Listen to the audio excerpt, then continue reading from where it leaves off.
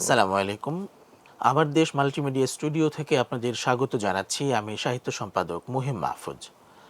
প্রিয় দর্শক শ্রোতা, আপনারা নিশ্চয়ই জানেন, নতুন পর্যায়ে আমার দেশের নবযাত্রার প্রথম বছর অতিক্রম করে আমরা এখন দ্বিতীয় বছরে পদার্পণ করেছি। গত এক বছর ধরে আমাদের একটি ইউটিউব চ্যানেল অত্যন্ত সাফল্যের সঙ্গে কাজ করে যাচ্ছে। এর মধ্যে আমরা নতুন আরও একটি ইউটিউব চ্যানেল করার সিদ্ধান্ত নিয়েছি, যার নাম হবে আমার দেশ ঐতিহ্য। একটি চ্যানেল থাকার পরেও কেন নতুন আরও একটি চ্যানেল করার প্রয়োজন পড়ছে, কোন ধরনের কন্টেন্ট আমাদের দর্শক শ্রোতারা নতুন চ্যানেলে দেখতে পাবেন, সেসব বিষয় নিয়ে আজকে আমরা কথা বলবো। আর এ বিষয়ে কথা বলার জন্য আমাদের সঙ্গে আছেন দৈনিক আমার দেশ পত্রিকার সম্মানিত সম্পাদক ডক্টর মাহমুদুর রহমান। আপনাকে অভিনন্দন। তো স্যার, আমরা যদি একটু আমাদের দর্শক শ্রোতাদের উদ্দেশ্যে জানাতে চাই যে আমাদের একটা চ্যানেল তো চলছে এবং খুব ভালোভাবে চলছে আলহামদুলিল্লাহ, তো নতুন আরেকটি চ্যানেল করার প্রয়োজনটা কেন পড়লো? আসসালামু আলাইকুম। ওয়াল সুপ্রিয় দর্শক শ্রোতা, আসসালামু আলাইকুম। 2026 সাল আপনাদের সবার জন্যে সাফল্য বয়ে আনুক, এই কামনা করছি রাব্বুল আলামিনের দরবারে। আপনার প্রশ্নটা খুব যুক্তিসঙ্গত যে আমার দেশ চ্যানেল 1 বছর হয়ে গেল এবং এই ইউটিউব চ্যানেল আলহামদুলিল্লাহ 1 বছরে যথেষ্ট সাফল্যের মুখ দেখেছে, যার কৃতিত্ব, সিংহভাগ কৃতিত্ব আমাদের দর্শক শ্রোতার, কারণ তারা আমাদেরকে সমর্থন জানিয়েছেন, আর সর্বোপরি মহান আল্লাহ তাআলার রহমত। তো আপনারা নিশ্চয়ই খেয়াল করেছেন, আমি দর্শক শ্রোতাদের উদ্দেশ্যে বলছি যে এই আমার দেশের যে চ্যানেল, এখানে আমাদের প্রধানত নিউজ আইটেম খুব বেশি থাকে। আমাদের কন্টেন্ট প্রধানত নিউজ আইটেম ভিত্তিক, এবং তার বাইরে আমরা পোস্টগুলোকে আমরা কন্টেন্ট আকারে প্রকাশ করি, এবং পোস্টগুলোও যথেষ্ট জনপ্রিয় হয়েছে আমাদের পোস্ট। এবং আমাদের যে লিড নিউজ প্রতিদিন যেটা হয় সকালবেলা, সকাল 8টায় যেটা প্রচারিত হয় আমাদের ইউটিউব থেকে, সেটাও খুব পপুলার হয়েছে। কিন্তু আমরা যদি আমাদের চ্যানেলের চরিত্রটা দেখি, তাহলে দেখতে পাবো যে এখানে পলিটিক্সের বাইরে, জিওপলিটিক্যাল ইস্যুসের বাইরে অন্যান্য কন্টেন্ট তেমন একটা থাকে না, তুলনামূলক কম। কম থাকে, তাই না? তো আমার কাছে মনে হয়েছে যে এই নিউজের জন্য এই চ্যানেলটা যেহেতু জনপ্রিয় হয়ে গেছে, কাজে এই চ্যানেলের বেসিক চরিত্র আমি আর পাল্টাতে চাচ্ছি না। কিন্তু আপনি আমার সহকর্মী, আপনি সাহিত্য সম্পাদক আমার দেশের, আপনি আমার যে ভিশন, এটা সম্পর্কে আপনার সাথে আমার প্রায়ই আলোচনা হয়, আমার অন্যান্য সহকর্মীদের সাথেও আলোচনা হয়। আপনারা জানেন যে আমার দেশ পত্রিকাটা আমার কাছে শুধুমাত্র সংবাদ প্রকাশের মাধ্যম না, এটা আমার কাছে এক ধরনের বাংলাদেশের জনগণের, বিশেষত বাংলাদেশের 90% বাঙালি মুসলমানের যে আইডেন্টিটি, সেই আইডেন্টিটি প্রতিষ্ঠার একটা লড়াইয়ের মাধ্যম। নিশ্চয়ই। তো এটা যদি করতে যাই, তাহলে কেবল সংবাদ প্রচারের মাধ্যমে আমরা এই জিনিসটা পারবো না। তো এটার জন্যে আমাদের অবশ্যই আমাদের ঐতিহ্যে ফিরে যেতে হবে, আমাদের ইতিহাসে ফিরে যেতে হবে, এবং সেই ইতিহাস কেবল বাংলার ইতিহাস হবে না, সেই ইতিহাস মুসলমান বিশ্বের ইতিহাসও লাগবে। কারণ আমাদের যে সংস্কৃতি, আমি বাঙালি মুসলমানের সংস্কৃতির প্রতি জোর দিচ্ছি, আমাদের যে সংস্কৃতি সেটা তার মধ্যে একটা এথনিক এলিমেন্ট আছে। আমরা বাঙালি এথনিক্যালি, আমাদের ভাষা বাংলা, এবং তার সঙ্গে আমাদের একটা ধর্মীয় এলিমেন্ট আছে, সেটা হচ্ছে আমরা মুসলমান। এবং বাংলাদেশ একটা আশ্চর্য দেশ, যে দেশের চারপাশে আর কোনো মুসলমান রাষ্ট্র নেই। আমাদের চারপাশের মধ্যে একদিকে তো ভারত, বিশাল এলাকা জুড়ে ভারত, কারণ ভারতের সাথে আমাদের যে সীমান্ত সেটা 4000 কিলোমিটারের বেশি। তো সেটা হিন্দু রাষ্ট্র, এবং যদিও তারা নিজেদেরকে সেকুলার বলে, কিন্তু এখন আমরা দেখতে পাচ্ছি যে তারা ক্রমেই উগ্র হিন্দুত্ববাদী রাষ্ট্র হয়ে উঠছে তারা। এবং অপরদিকে যে মিয়ানমার, সেটা একটা বুদ্ধিস্ট রাষ্ট্র। আমরা যদি পূর্ব দিকে যাত্রা শুরু করি, তাহলে মালয়েশিয়ার আগে আর কোনো মুসলমান রাষ্ট্র নাই। এবং আবার যদি পশ্চিমে আমরা যাওয়া শুরু করি, তাহলে পাকিস্তানের আগে আমাদের কোনো মুসলমান রাষ্ট্র নাই। এরকম একটি পরিস্থিতিতে আমরা একটা দ্বীপের মধ্যে বসবাস করছি, এতগুলো মুসলমান, বাঙালি মুসলমান, এবং এদের যদি সংস্কৃতি এবং ঐতিহ্য আমাদের জানতে হয়, ঐতিহ্যে ফিরে যেতে হয়, তাহলে অবশ্যই আমাদের ইতিহাস চেতনা লাগবে, আমাদের কালচারাল ব্যাকগ্রাউন্ডটা আমাদের ভালো করে লাগবে। এই জন্যে আমি চিন্তা করেছি যে এগুলো সম্পর্কে আমাদের নতুন নতুন কন্টেন্ট তৈরি করা দরকার, এবং নতুন কন্টেন্ট আমরা পত্রিকাতে তৈরি করা শুরু করেছি। আপনি যেমন সাহিত্য পাতা করছেন, এবং সেটা নিয়ে আমি আপনার কাছ থেকে আপনার অভিমত জানতে চাইবো একটু পরেই। তার সঙ্গে আমরা ধর্মপাতা আমরা যেটা করি, সেটা অন্যান্য পত্রিকার তুলনায় আমাদের ধর্মপাতার মেকআপ এবং কন্টেন্ট অনেকটাই আলাদা। কারণ বাংলাদেশের অধিকাংশ ধর্মপাতা যেগুলো বেরোয় বাংলাদেশের পত্রপত্রিকায়, সেখানে কোরআন শরীফ এবং হাদিসের উপরে বেশি জোর দেওয়া হয়।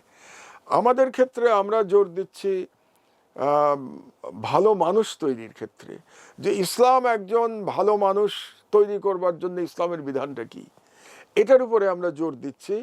শরিয়া এবং কোরআন শরীফের, শুধুমাত্র হাদিস এবং কোরআন শরীফের ব্যাখ্যা দেওয়ার চাইতে তারপরে আমরা ইসলামের ইতিহাস তুলে ধরার চেষ্টা করছি। এটা গেল ধর্মপাতার ক্ষেত্রে।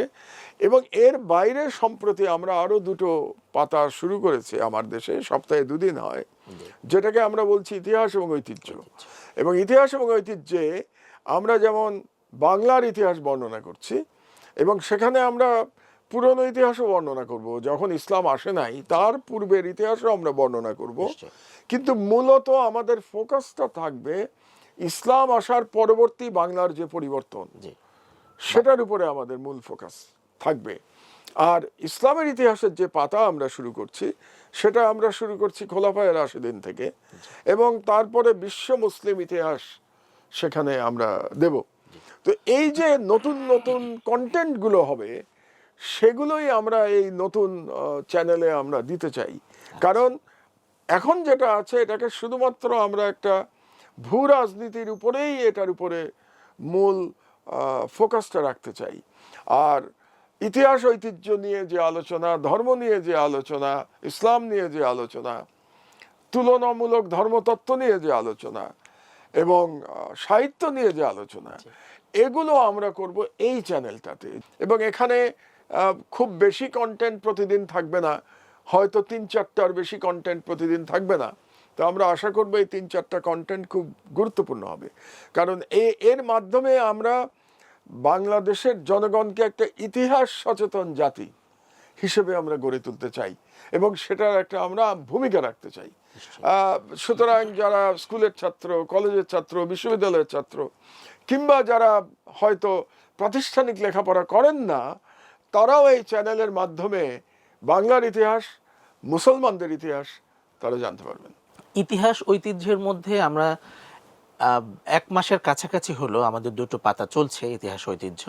এখন আমরা এই জায়গাটাতে ফোকাস, যে অংশটার কথা আপনি বলেছেন, যে ইসলাম আসার পরে বাংলাদেশের বা বৃহৎ বঙ্গের যেই অংশটা, বঙ্গের যে অংশ যেখানে ইসলাম কিভাবে প্রসারিত হলো, মানুষের মধ্যে ইসলাম কিভাবে ছড়ালো, এবং মুসলিম সালতানাত কিভাবে গ্রো করলো, তো এই বিষয়টা যেহেতু ফোকাস, তো এই বিষয়ে আপনি দর্শক শ্রোতাদের উদ্দেশ্যে ভূমিকা স্বরূপ যদি একটু বলে রাখেন।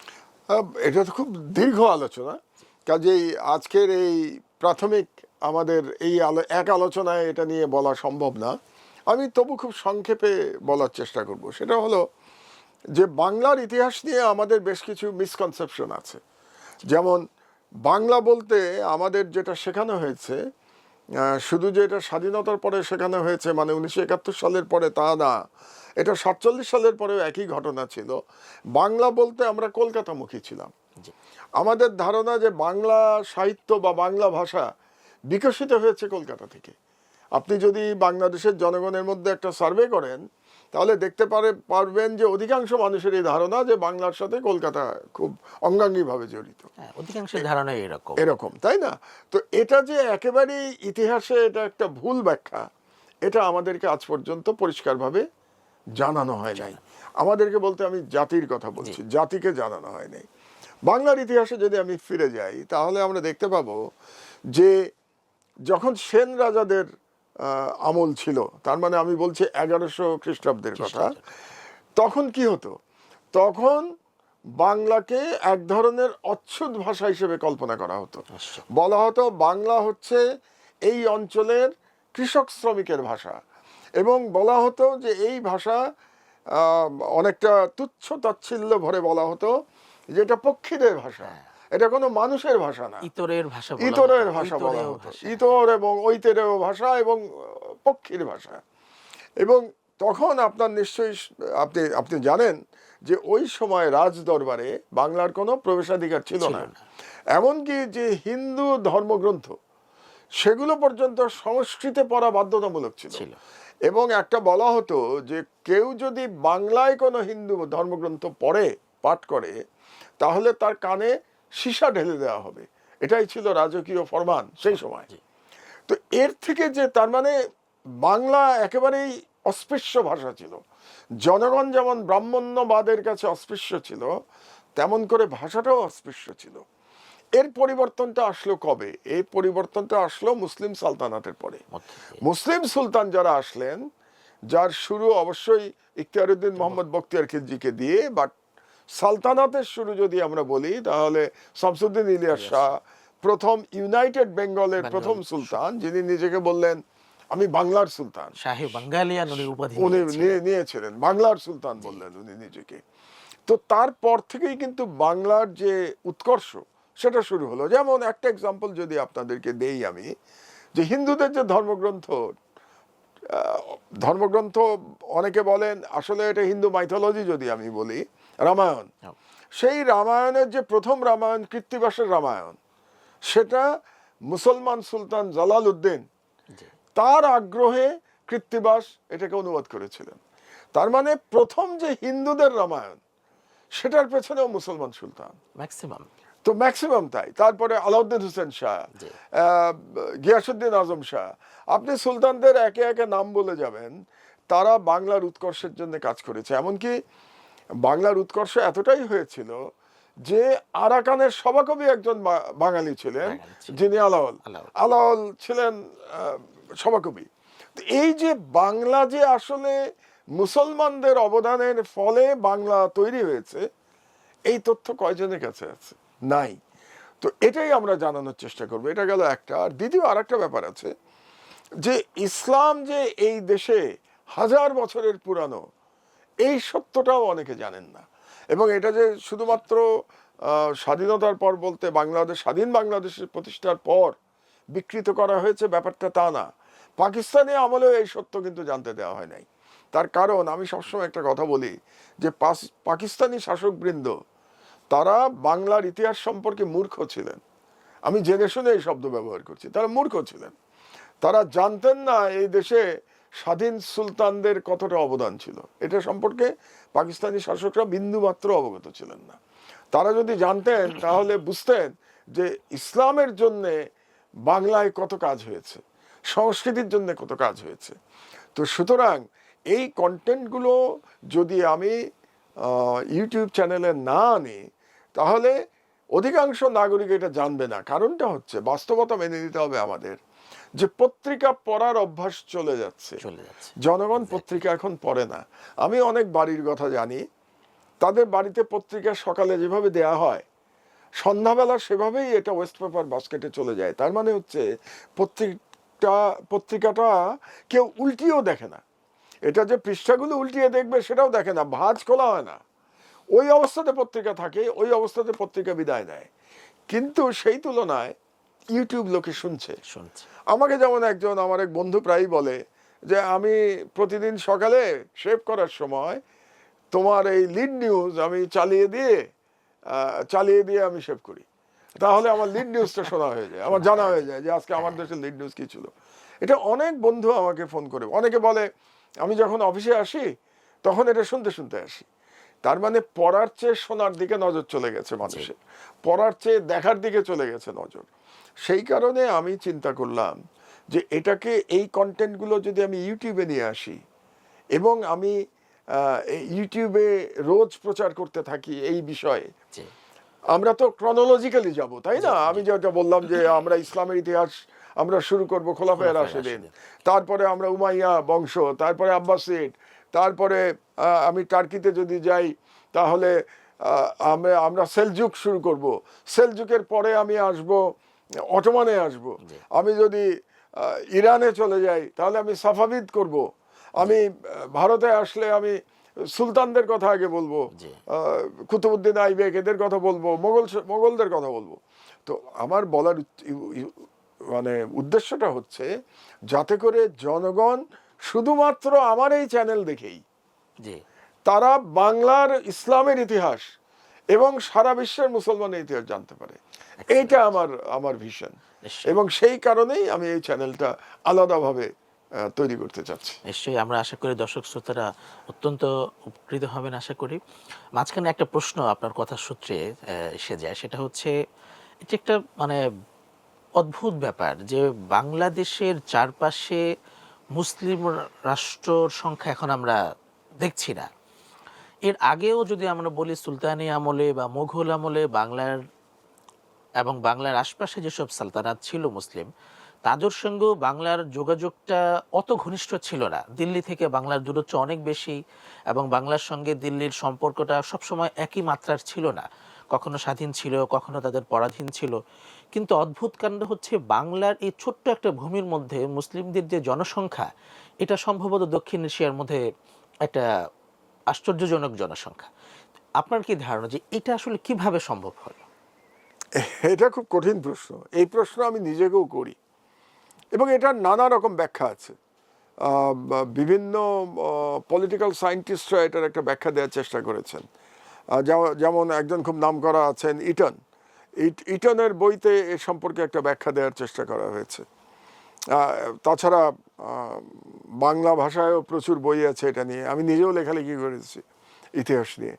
কিন্তু এটার জবাব আমার জানা নাই পুরাপুরি। একটা আমি বলতে পারি শুধু, যে ইসলামের যে ইগালিটেরিয়ান যে রিলিজিয়ান, সাম্যের যে বাণী, আমার ধারণা বাঙালিদের এই সাম্যের বাণী আকৃষ্ট করেছিল। কারণ বাংলাদেশ একটা ইউনিক কেস, যেখানে অনেকে বলে যে তরবারির মাধ্যমে ইসলাম আসে, এই ধরনের একটা প্রচারণা আছে। কিন্তু বাংলাদেশে তরবারির মাধ্যমে ইসলাম আসে নাই। ইসলাম এসছে এখানে প্রধানত প্রচারকদের মাধ্যমে, ধর্ম প্রচারকদের মাধ্যমে, আমাদের সুফিদের মাধ্যমে। এবং এর সাথে তুলনীয় আরেকটা আছে, ইন্দোনেশিয়াতেও বলা হয় যে একইভাবে ইসলাম এসছে। এবং আপনি জানেন যে পৃথিবীতে সর্ববৃহৎ মুসলমান রাষ্ট্র কিন্তু এখন ইন্দোনেশিয়া।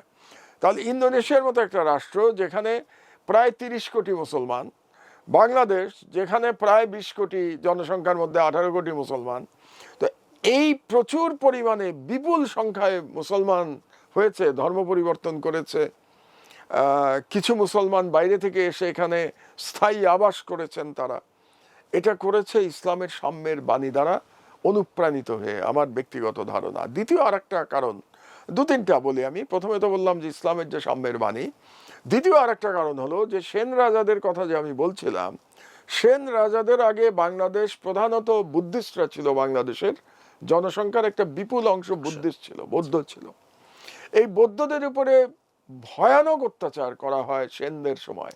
সেনরা ছিল ক্ষত্রিয় ব্রাহ্মণ, তারা এসেছিল কর্ণাটক থেকে এসে এখানে তারা ক্ষমতা দখল করেছিল, এবং তারা 100 বছরের বেশি সময় শাসন করেছে। তো তাদের সময় বুদ্ধিস্টদের প্রতি প্রচন্ড জুলুম করা হয়েছে, এবং এই কারণে তখন কিন্তু অনেক বুদ্ধিস্ট পালিয়েও গেছিল। এবং তারা পালিয়ে গেছিল প্রধানত বুদ্ধিস্ট যারা ভিক্ষু ছিলেন, মঙ্ক যাদেরকে বলি আমরা, তারা পালিয়ে গেছিলেন নেপালে, ভুটানে, এইসব জায়গায় তারা পালিয়ে গেছিলেন। তো এই যে 100 বছরের জুলুম বুদ্ধিস্টদের প্রতি, তারপরে যখন ইসলাম আসলো সাম্যের বাণী নিয়ে, তারা দেখলো এই একটা ধর্ম, যেই ধর্ম গ্রহণ করলে সবাই সমান। কারণ ব্রাহ্মণ্যবাদের মধ্যে আপনারা জানেন যে ওখানে বর্ণবাদ প্রথা আছে। ওখানে ওরা যেটাকে বলে ব্রাহ্মণ শূদ্র, বিভিন্ন বিভিন্ন ভাগে তারা ভাগ করে। তারপরে যাদেরকে তারা বলে নিচু বংশের, তাদের স্পর্শ করা পাপ, এরকম একটা ধর্মগ্রন্থ পড়া পাপ, ধর্মগ্রন্থ পড়া বলে। তার মানে মানুষ হিসেবেই তাদের গণ্য করা হয় না। সেখানে দেখা গেল ইসলাম এক ধর্ম যে আজকে যে মুসলমান হয়ে যাবে, কালকে তার রাষ্ট্রপ্রধানের পাশে দাঁড়িয়ে নামাজ পড়ার অধিকার হয়ে যাবে। যে আপনি আজকে মুসলমান হবেন, আগামীকাল আপনি বাংলাদেশের প্রেসিডেন্টের পাশে দাঁড়িয়ে নামাজ পড়ার অধিকার আছে আপনার। তো এরকম একটা ধর্ম দেখে তারা খুব অনুপ্রাণিত হয়েছিল এটা গেল একটা কারণ, যেহেতু তারা অত্যাচার থেকে বাঁচতে চেয়েছিল। আর ৩ নম্বর আর একটা আমার মনে হয় যে ওই সময় যে বিশেষত এটা হয়েছে মোগল শাসনামলে। মোগলরা কিন্তু সেকুলার ছিল, কিন্তু তারা একটা কাজ করেছিল, তারা বিভিন্ন মসজিদ, মাদ্রাসা, শিক্ষা প্রতিষ্ঠান, এমনকি মন্দির, এগুলোর জন্য তারা প্রচুর দান করত, তারা জায়গা জমি দিত। তো তখন একটা মসজিদের সমাজ গড়ে উঠেছিল আমাদের দেশে, মসজিদ ভিত্তিক সমাজ ব্যবস্থা। মানে ধরেন গ্রামের একটা সমস্যা, সেই সমস্যা নিয়ে সবাই মসজিদে হাজির হতো, সেখানে বসে তারা সমস্যার সমাধান করত। তো তাতে করে একটা সামাজিক বিপ্লব, মসজিদের মাধ্যমে একটা সামাজিক বিপ্লব তৈরি হয়েছিল। এর মাধ্যমেও একটা প্রচুর সংখ্যক, ইটনের এটাই থিওরি, ইটন মেইনলি এটাই বলে যে মসজিদ এবং কৃষকদের মধ্যে যে এত মুসলমান হয়ে গেছিল, তার মধ্যে মসজিদ এবং খানকা শরীফ আমরা যেগুলোকে বলি সুফিদের, এগুলোর একটা বিরাট ভূমিকা ছিল। তো এগুলো হচ্ছে আমাদের পলিটিক্যাল সায়েন্টিস্ট বা হিস্টোরিয়ানদের ব্যাখ্যা। সবচেয়ে বড় কথা বলি যে সম্ভবত এটা আল্লাহর ইচ্ছা, কারণ এটা বাংলাদেশে হলো, এটা দিল্লিতে হলো না কেন? দিল্লিতে was the centre of the Muslim power, অথচ দিল্লির মুসলমান জনসংখ্যা 10%-এর বেশি না। আর বাংলাদেশ এত দূরে দিল্লির থেকে, বাংলাদেশ শাসিত হতো দিল্লি থেকে, মোগল আমলেও সুবে বাংলা ছিল বাংলা, আর মোগল রাজা বসতেন দিল্লিতে, সম্রাট বসতেন দিল্লিতে, অথচ এখানে মুসলমান হয়ে গেল, দিল্লিতে হলো না। এর আলোচনা করতে গেলে আমার মনে হয় যে এটার পিছনে আমাদের স্পিরিচুয়াল দিকে ফিরে যেতে হয়, মনে হয় এটা আল্লাহর ইচ্ছা, এই কারণে হয়েছে। আচ্ছা, এটা গেল। আমার মনে হয় আমরা ইতিহাস নিয়ে বেশ কিছু আলোচনা করলাম। আমি একটু অন্য দুটো বিষয় নিয়ে আলোচনা করতে চাই, সেটা আপনার কাছ থেকে আমি শুনতে চাই, আমি নিজে বলার চেয়ে, বিকজ আপনি সাহিত্য পাতার প্রধান। তো সাহিত্য পাতাটা কিভাবে আপনারা, কেমন করে এটাকে সাজান, কোন ভিশন কাজ করে আপনাদের মধ্যে? সাহিত্য পাতা, আমার দেশের সাহিত্য পাতা অন্য পত্রিকার সাহিত্য পাতা থেকে আলাদা কিনা, এবং আলাদা হলে কি কি কারণে আলাদা? আমি শুরু থেকে চেষ্টা করছি আপনার সঙ্গে আলোচনার মধ্য দিয়ে যে ভিশন এবং যে মিশন আমরা ঠিক করেছি, সেখান থেকে আমি যেটা বলতে চাই সেটা হচ্ছে, এর আগে আমি একটু ব্যাকগ্রাউন্ডে আসি। 24 জুলাই বিপ্লবের মধ্য দিয়ে আমরা দেখলাম হঠাৎ বাংলাদেশের লেখক, সাহিত্যিক, শিল্পী, কবি, বুদ্ধিজীবীদের মধ্যে যে একটা এস্টাবলিশমেন্ট ছিল, যারা এখানে সিনিয়র ছিলেন, যারা এখানে বলা যেতে পারে যে প্রতিষ্ঠিত ছিলেন, সংস্কৃতির এলিট বলি আমি, হ্যাঁ এলিট ছিলেন, যারাই নেতৃত্ব দিতেন মূলত, যাদের কথায় হাউস চলতো এবং পলিসি নির্ধারিত হতো। তো জুলাই বিপ্লবের মধ্য দিয়ে আমরা হঠাৎ করে আকস্মিকভাবে দেখলাম যে এই শ্রেণীটা নাই। মানে এটা একটা আজীব ঘটনা যে এই শ্রেণীটা হঠাৎ নাই হয়ে গেল কেন? যারা এতদিন বাংলাদেশের শিল্প সাহিত্যের নেতৃত্ব দিচ্ছিল, তো জুলাই বিপ্লব তাদেরকে হঠাৎ করেই অপ্রয়োজনীয় এবং সমাজ থেকে মুছে ফেললো, মানে গায়েব হয়ে গেল, ইরেজ হয়ে গেছে তারা। তো আমি এখান থেকে যেটা বুঝতে চাই সেটা হচ্ছে যে আসলে তারা বাংলাদেশকে, বাঙালি মুসলমানকে, বাঙালি জনগণকে যা দিচ্ছিল, সেটা আসলে বাঙালি জনগণের হৃদয়ের আকাঙ্ক্ষা, প্রত্যাশা, চাহিদা ছিল না, এবং তারা সেটাকে গ্রহণও করেন সেভাবে। ফলে দেখা গেল জুলাই বিপ্লবের পরে তারা সমাজ থেকে গায়েব, এবং সমাজের জনগণ তাদেরকে আর উপলব্ধি করছে না, তাদের প্রয়োজনটাকে ফিল করছে না। ফলে এই যে শূন্যতা তৈরি হলো, আমার কাছে মনে হলো যে এই শূন্যতা পূরণের জন্য আমাদের কাজ করা দরকার। আর এক্ষেত্রে প্রধানত বাংলাদেশপন্থী এবং বাঙালি মুসলমানের সাংস্কৃতিক স্বাতন্ত্র্য এবং ঐতিহ্য, এবং বাংলা সাহিত্যের ইতিহাস এবং বাংলা সাহিত্যের ভবিষ্যৎ, এই বিষয়গুলো আমলে নিয়ে যারা কাজ করে, যারা প্রতিশ্রুতিবদ্ধ বাংলাদেশের সাহিত্যকে বাংলাদেশি সাহিত্য হিসেবে প্রতিষ্ঠিত করতে, আমরা প্রধানত তাদেরকে নিয়ে কাজ করতে চাইলাম। এবং এক্ষেত্রে একটা প্রাসঙ্গিক বিষয় এসে যায় যে এখন অনেকের মধ্যেই প্রবণতা আছে যে বাংলা আপনি যেমন বললেন যে বাংলাদেশের সব কিছুকেই আমরা ভারতের সঙ্গে, বিশেষত কলকাতার সঙ্গে মিলিয়ে দেখতে অভ্যস্ত হয়ে গেছি দীর্ঘদিনের আমাদের অজ্ঞতাপূর্ণ চর্চার কারণে। তো সেখান থেকে আমি দেখেছি বাংলা সাহিত্যের ইতিহাসের আলাপ যদি কারোর সঙ্গে করতে হয়, সে দুম করে কলকাতায় চলে যায়। মানে কলকাতা থেকে স্টার্ট না করলে যেন বাংলা সাহিত্যের ইতিহাস, বাংলা সাহিত্যের লিগেসি সে ধরতেই পারছে না। তো আমার কাছে মনে হচ্ছে এটা একটা ভুল ধারণা। বাংলাদেশ অনেক আগে থেকে আমাদের বাংলাদেশের মেরুদণ্ডশীল, স্বাধীন এবং বিচক্ষণ দূরদৃষ্টি সম্পন্ন কবি শিল্পীগণ বলেছিলেন। অনেক আগে থেকে আল মাহমুদ এটা অনেকবার করে বলছেন যে বাংলাদেশ, ঢাকা হচ্ছে বাংলা সাহিত্যের রাজধানী। তো ঢাকা যদি বাংলা সাহিত্যের রাজধানী হয়, তাহলে ঢাকাকে রেখে ঢাকার লোকদের কেন কলকাতার কথা শুধু বলতে বাংলা হবে? সাহিত্য না, বাংলা ভাষার রাজধানী ঢাকা। হ্যাঁ, নিশ্চয়ই নিশ্চয়ই। সারা বিশ্বে বাংলা টিকে থাকবে, বাংলাদেশের নামক একটি রাষ্ট্রের রাষ্ট্রভাষা হিসেবে টিকে থাকবে। জি জি। আর ভারতের যে বাংলা, সেটা তো একটা প্রদেশের, একটা ছোট প্রদেশের ভাষা, এবং সেটা ক্ষয়িষ্ণু। ক্ষয়িষ্ণু। তো সেই। সেখান থেকে আমার আরেকটা সচেতন চেষ্টা ছিল, এখনো আছে, সেটা হচ্ছে যে কলকাতা বলতেই সবার মধ্যে যে একটা নস্টালজিয়া কাজ করে, সবার মধ্যে যে একটা ফ্যান্টাসি কাজ করে, ঢাকাকে আমরা সচেতনভাবে এতদিনেও 53-54 বছরেও আমরা সেরকম সংস্কৃতির শহর, শিল্পের শহর হিসেবে নস্টালজিক একটা ফ্যান্টাসির জায়গায় নিয়ে যেতে পারি নাই, কারণ আমাদের সম্মিলিত প্রচেষ্টা এই জায়গাটায় ছিল না।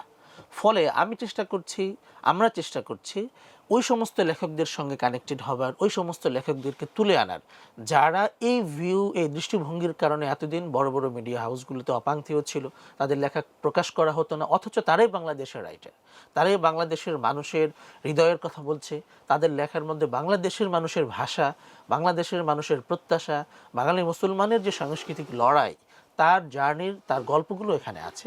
তো আমরা প্রধানত এই সমস্ত জায়গাগুলোতে ফোকাস করে আমাদের পাতাটাকে নতুন করে তৈরি করতে চাচ্ছি। না, যেমন ধরুন হাদি যে কবি ছিল, এটাই তো আমরা জানতাম না। হ্যাঁ হ্যাঁ, এটা তো অনেকেই আমাদের এটা অনেকেই জানে না যে হাদি কবি ছিল। এবং হাদির যে কবিতাটা এখন সর্বত্র পাঠ করা হচ্ছে, জি যেটা আমরা হাদির শাহাদাতের দিনে আমরা প্রথম পাতায় ছাপালাম যে জি, জি। কবিতাটা, সেই কবিতাটাও একটা চমৎকার কবিতা, তাই না? তো এবং এটা আমরা প্রথম পাতায় প্রথম ছাপিয়েছিলাম, পাতে ছাপিয়েছি। তার শাহাদাতের দিন আমরা প্রথম জি, পাতায় জি। ছাপিয়েছি। তো এই কাজটাই আমরা করতে চাচ্ছি। আপনার সাথে শুধু আমি একটা অ্যাড করি যে এই যে নস্টালজিয়ার কথা আপনি বললেন কলকাতার, এখানে আমার একটা নিজস্ব ব্যাখ্যা আছে আর কি। নিশ্চয়ই। আমি এটাকে বলি মিসিং লিঙ্ক। মিসিং লিঙ্ক কেন বলি? যে আমাদের মধ্যে যারা সংস্কৃতির কাজ করেছেন এত দীর্ঘ সময় ধরে, তারা মূলত কোন সিলসিলা তারা কাজ করেছেন? সেটা হলো তথাকথিত বাঙালি রেনেসার সিলসিলা। নিশ্চয়ই নিশ্চয়ই। তো বাঙালি রেনেসার যে সিলসিলা, সেটা 18 সেঞ্চুরিতে বা 19 সেঞ্চুরিতে যদি আমি ধরি, জি। তো এই যে 19 সেঞ্চুরির যে বাঙালি রেনেসা যেটাকে আমরা বলি, সেটা প্রধানত ছিল বাঙালি হিন্দু রেনেসা। এক্স্যাক্টলি। ওখানে মুসলমানের কোনো জায়গা ছিল না। ছিল না। তো যেহেতু আপনি শুরুই করছেন, জি বাঙালি রেনেসা হলো আপনার পাটাতন, নিশ্চয়ই। তো বাঙালি রেনেসা মানে হচ্ছে হিন্দু রেনেসা। তো আপনি ওখান থেকে শুরু করছেন, মনে হচ্ছে যেন সেই রেনেসার আগে বাংলা ভাষা ছিল না, বাংলায় কোনো সাহিত্য সৃষ্টি হয় নাই। আপনি ব্যাপারটা চিন্তা করে দেখুন। নিশ্চয়ই এরকম, হ্যাঁ। তা যদি হয়ে থাকে, তাহলে আপনি আপনার অনিচ্ছা সত্ত্বেও আপনি কলকাতাকে আপনার ভিত্তিভূমি করতে বাধ্য। বাধ্য। কারণ বাঙালি রেনেসার, তথাকথিত বাঙালি রেনেসার জায়গাই তো ছিল Kolkata, Kolkata, exactly। British Bharat. British. কিন্তু ব্রিটিশ ভারতের আগে বাংলার যে যে যে বাংলার যে উৎকর্ষ, বাংলার যে এগিয়ে আসা, বাংলা সাহিত্যের যে চর্চা, জি সেটা যেন মুছে দেওয়া হয়েছিল।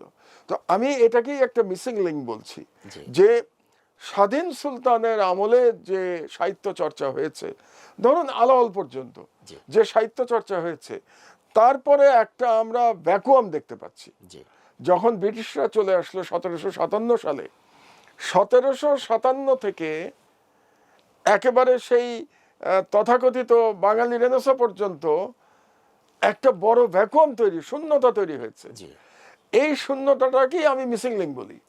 এবং এই মিসিং লিঙ্কটার কারণেই আমাদের যারা পূর্ববর্তী যারা সাহিত্যিক ছিলেন, হিন্দু মুসলমান উভয়ই, উভয়। তখন হিন্দু সাহিত্যিকও ছিলেন, মুসলমান সাহিত্যিকও ছিলেন। কৃত্তিবাসের কথা বললাম, আলাওলের কথা বললাম, এবং আরো যারা দৌলত কাজী, জি, জি। এবং আরো আপনি নাম বলতে পারেন, অনেকের নাম বলতে পারেন, তারা যারা ছিলেন, তাদেরকে এই যুগে আমরা চিনি না। তাদেরকে শেখানো হয় নাই, আমাদেরকে জানানো হয় নাই। জানানো হয়। আমাদের সাহিত্য যে তৈরি হয়েছে বাঙালি রেনেসার অনেক আগে, জি এই বিষয়টাই তো জানে না বাংলাদেশের জনগণ। এখানে একটা এইটাই হচ্ছে মূল কারণ, যে কারণে মানে বলতে গেলে মুসলমান সংস্কৃতি বা বাঙালি মুসলমানের সংস্কৃতি এটাকে মুছে দেওয়া হয়েছিল ব্রিটিশ আমলে। এখানে আমি একটা প্রসঙ্গ যুক্ত করি। আমরা আপনার যে ব্রিটিশ পিরিয়ড থেকে যে ভ্যাকুয়ামের কথাটা আসলো, এটা শূন্যতা, এই শূন্যতা পূরণের জন্য সর্বপ্রথম বাঙালি মুসলমানদের মধ্যে যিনি এগিয়ে এসেছেন তার নাম আমরা এখন অনেকেই জানি না, কিন্তু সবারই জানা উচিত। তিনি হচ্ছেন আব্দুল করিম সাহিত্য বিশারদ। আব্দুল করিম সাহিত্য বিশারদ ওই ব্যক্তি যিনি এই উপলব্ধিটা সর্বপ্রথম করেছেন যে চতুর্দিকে আমরা দেখছি শুধু হিন্দু রেনেসা, যেটাকে বেঙ্গল রেনেসা, হিন্দু শব্দটাকে এড়িয়ে শুধু বেঙ্গল রেনেসা হিসাবে সেকুলারলি এটাকে স্টাবলিশ করা হয়েছে। তো তিনি যখন দেখলেন যে সেখানে মুসলমানদের কোনো অংশগ্রহণ নাই এবং মুসলমানদেরকে এখানে অংশগ্রহণ করতে দেওয়া হচ্ছে না শব্দটাকে আমি একটু স্পষ্ট এবং সচেতনভাবেই বলেছি। কেন আমি এক মিনিটে বলছি। যখন ব্রিটিশদের পৃষ্ঠপোষকতায় দীনেশচন্দ্র সেন, সুখময় ঘোষ সহ অন্যান্যরা যারা পুঁথি সংগ্রহ করতে শুরু করলেন, মধ্যযুগের পুঁথিগুলো সংগ্রহ করতে শুরু করলেন, তখন সেখানে সচেতনভাবে তারা শুধু হিন্দু পুঁথিগুলোই সংগ্রহ করলেন এবং হিন্দুদের ঘর থেকেই, এবং তাদের পৃষ্ঠপোষকতায় ছিলেন স্বয়ং ব্রিটিশ গভর্নমেন্ট। তো তারা মুসলিম বাড়ি এবং হিন্দু বাড়ি, ডক্টর আহমদ শরীফ চমৎকার করে বলেছেন যে হিন্দু বাড়ি এবং মুসলিম বাড়ি পাশাপাশি, কিন্তু তারা কখনো মুসলিম ঘরে ঢুকতো না। হিন্দু ঘর থেকে হিন্দুর পুঁথিগুলোকে নিয়ে তারপরে তারা সেগুলো সংগ্রহ করে করে দেখালো যে এমন একটা এস্টাবলিশমেন্ট তারা তৈরি করলো যে বাংলা সাহিত্য মানেই হিন্দুদের রচনা, বাংলা সাহিত্য মানেই হিন্দুদের একাধিপত্য। তো ওই সময় প্রচণ্ড রকমের বাঙালি মুসলমানদের মধ্যে হীনমন্যতার জন্ম নিল। তখন আব্দুল করিম সাহিত্য বিশারদ একজন স্কুল মাস্টার মাত্র, তার পেছনে কোনো অর্থায়ন করার মতো কোনো প্রতিষ্ঠান বা কোনো ব্যক্তি নেই। তিনি তখন ভাবলেন যে এটা কী করে হতে পারে যে 5 থেকে 600 বছর এখানে মুসলমানরা শাসন করলো কিন্তু তাদের কোনো সাহিত্য থাকবে না, এটা তো হতে পারে না। তখন তিনি নিজের উদ্যোগে সংগ্রহ করতে শুরু করলেন হিন্দু মুসলমান উভয়ের বাড়িতে। এখানে কিন্তু ইম্পর্টেন্ট ব্যাপার, উনি কিন্তু শুধু মুসলমানদের বাড়ি থেকে সংগ্রহ করেন নাই, হিন্দু মুসলমান উভয়ের বাড়ি থেকে সংগ্রহ করতে শুরু করলেন এবং ওনার জীবদ্দশায় উনি প্রায় 2000-এর অধিক পুঁথি সংগ্রহ করলেন, যেগুলোর মধ্যে 1500-এর মতো প্রায় মুসলিম পুঁথি, বাকিগুলো হিন্দু পুঁথি। তো ওনার পুঁথি সংগ্রহ যখন হতে থাকলো, তিনি সেগুলোর প্রকাশ করতে থাকলেন বিভিন্ন সাময়িক পত্রে। এই প্রথম বাঙালি মুসলমান ব্রিটিশ পিরিয়ডে জানতে পারলো যে না, বাংলা সাহিত্য শুধু হিন্দুদেরই একাধিপত্য না, বাংলা সাহিত্যে মুসলমানদের অবদান আছে। আমরা যে বইগুলোর কথা বলছি সেই বইগুলোর প্রথম তখনই সংগ্রহ করা হলো এবং এই প্রথম বাঙালি মুসলমানের সাহিত্যিক যে উৎকর্ষ, সাহিত্যিক তাৎপর্য এবং তাদের যে সাংস্কৃতিক ওই ইতিহাস, এটার নির্মাতা মূলত আব্দুল করিম সাহিত্য বিশারদ। তার মধ্যে দিয়ে তো যদি তিনি এই কাজটা না করতেন তাহলে হয়তো যেভাবে ব্রিটিশ এবং হিন্দু পণ্ডিতরা বাংলাদেশের সাহিত্য থেকে, বাংলার সাহিত্য থেকে বাঙালি মুসলমানকে নিশ্চিহ্ন করে ফেলতে চেয়েছিল, হয়তো সেটাই হয়ে যেত। তো এই জন্যে আমরা কাজ করেছি। এবারও আমরা তার জন্মদিনে তাকে নিয়ে বিশেষভাবে কাজ করেছি। কতজন লোক তার নাম জানে? মানে আব্দুল করিম সাহিত্য বিশারদের নামই তো চর্চিত হয় না সেভাবে। এবং মানে আমাদের দুর্ভাগ্য, এমনকি স্বাধীনতার পরেও 71-এর পরে দেওয়ান আজরফের মতো মানুষ, আমি কালকেই একজনের কাছ থেকে শুনছিলাম যে তিনি প্রাণ ভয়ে লুকিয়েছিলেন। দেওয়ান আজরফ প্রাণ ভয়ে লুকিয়ে আছেন স্বাধীনতার পরে, কারণ তাকে নাকি পাকিস্তান কোলাবরেটর বলে হত্যা করা হবে, তাকে বলা হয়েছে।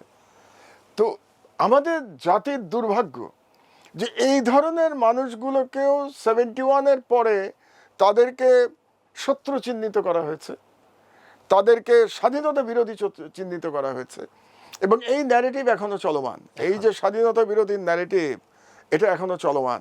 অথচ দেওয়ান আজরফের মতো পণ্ডিত বাংলাদেশে গত 100 বছরে কয়জন তৈরি হয়েছে? তো দেওয়ান আজরফ নিয়েই বা আমরা কোথায় আলোচনা শুনতে পাচ্ছি? তো যেটা বলছিলাম আর কি, এই যে আপনি যে কথাগুলো বললেন, এই কথাগুলো তো আমাদের ডিজিটাল প্ল্যাটফর্মে তো আনতে হবে। কারণ ডিজিটাল প্ল্যাটফর্মে যদি আমি না আনতে পারি তাহলে জনগণ জানবে কি করে? জনগণ তো পড়ছে না। হ্যাঁ, আপনারা কাজ করছেন, ভালো কাজ করছেন, সাহিত্য পাতায় লিখছেন, ধর্ম পাতায় লিখছি, আমরা ইতিহাস ঐতিহ্যে ওখানে লিখছি, কিন্তু ওই যে বললাম আজকাল লোকে পত্রিকাই পড়ে না। কষ্ট করে 2 হাত দিয়ে সেই পত্রিকা পড়া ওই অভ্যাস তো চলে গেছে। চলে যাচ্ছে। তো এই কারণেই আমি চিন্তা করলাম যে এই ডিজিটাল প্ল্যাটফর্মটা অত্যন্ত জরুরি, যদি সত্যিকার অর্থে আমাদের স্বকীয়তা ফিরিয়ে আনতে হয়। আমরা কে এটা জানতে হয়, নিশ্চয়ই। কারণ আত্মপরিচয়, যদি আপনি আত্মপরিচয়ে বলিয়ান না হন, তাহলে আপনি রাষ্ট্রের স্বাধীনতা রক্ষা করতে পারবেন না। নিশ্চয়ই। আপনার আইডেন্টিটি ক্রাইসিস যদি থাকে, তাহলে আপনি খুব সহজেই বশ্যতা মেনে নেবেন, অন্যের বশ্যতা মেনে নেবেন। তো সেই কারণেই আমার উদ্দেশ্যটা হচ্ছে এই ডিজিটাল প্ল্যাটফর্মটা তৈরি করা, জনগণ যদি আমাদের পাশে থাকেন। নিশ্চয়ই। তো কাজেই আমি আজকের এই এই এই পর্ব আর খুব বেশি দীর্ঘ করতে চাচ্ছি না। আজকে শুধু আমাদের উদ্দেশ্য ছিল এটা ঘোষণা করা যে এরকম একটা প্ল্যাটফর্ম নিয়ে আমরা আসছি।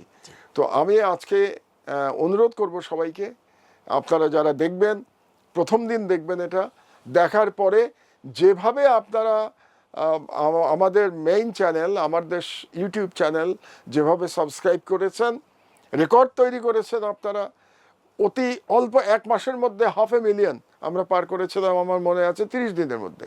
তো আমি আশা করব যে আপনারা এটাও, এই নতুন চ্যানেল যেটা আসছে আমার দেশ ঐতিহ্য, এটাকেও এইভাবেই সমর্থন করবেন এবং দেখবেন এটা। কারণ দেখলে পরে আপনারা সত্যিকার অর্থে বাংলাদেশের ইতিহাস, বাংলার ইতিহাস এবং মুসলমানদের ইতিহাস আপনারা জানতে পারবেন। এবং এটা আমরা খুবই আকর্ষণীয়ভাবে করবার আকাঙ্ক্ষা রাখছি। আপনারা বোর হবেন না, এটুকু আমি জোর দিয়ে বলতে পারি যে আপনারা বিন্দুমাত্র বোর হবেন না, শুনতে ভাল লাগবে আপনাদের, এবং শেষ পর্যন্ত জাতি হিসাবে আপনারা গর্বিত বোধ করবেন। তো আমার পক্ষ থেকে আজকে এই পর্যন্তই, এই আবেদন করছি যে আপনারা আমাদের পাশে থাকবেন, দর্শক শ্রোতারা, এবং আল্লাহর কাছে, আল্লাহ রাব্বুল আলামিনের কাছে ফরিয়াদ জানাচ্ছি তিনি যেন আমাদের এই নতুন যে ভেঞ্চার নিতে যাচ্ছি সেটা সাফল্য প্রদান করেন।